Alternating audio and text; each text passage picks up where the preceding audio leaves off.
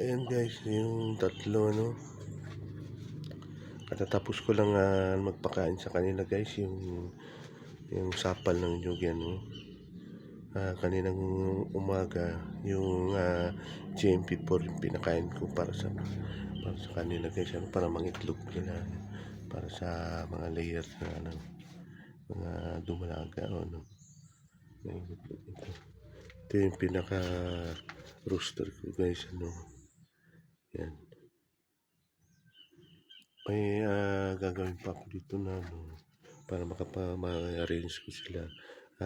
Gagawa pa ako ng hindi pa dumating yung net ko guys na in-order para may makalabas sila dyan, maarawan sila. Parang hindi maganda na ganito lang na nasa loob lang sila ng kulungan nila.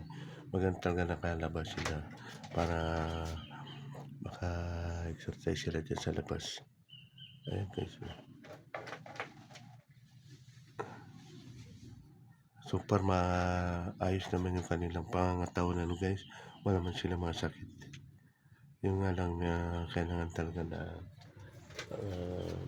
sa labas sila, nakakagala sila dyan sa labas. Kaya lang wala pa akong net guys na hindi pa dumating. Kaya yun, pag karoon ako guys, lalagyan ko sila dyan dito sa labas ng kulungan para sila dyan, makagala sila dyan sa labas.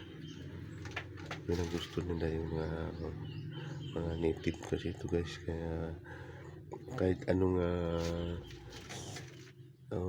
sanay sila sa kahit anong klaseng surroundings guys. Tsaka mas gusto nila yung gano'n na kakain sila dyan sa labas, na gahanap ng mga kung ano ang makakain sa labas guys. So yun lang guys, maraming salamat ulit sa inyong pag-subaybay sa aking channel guys.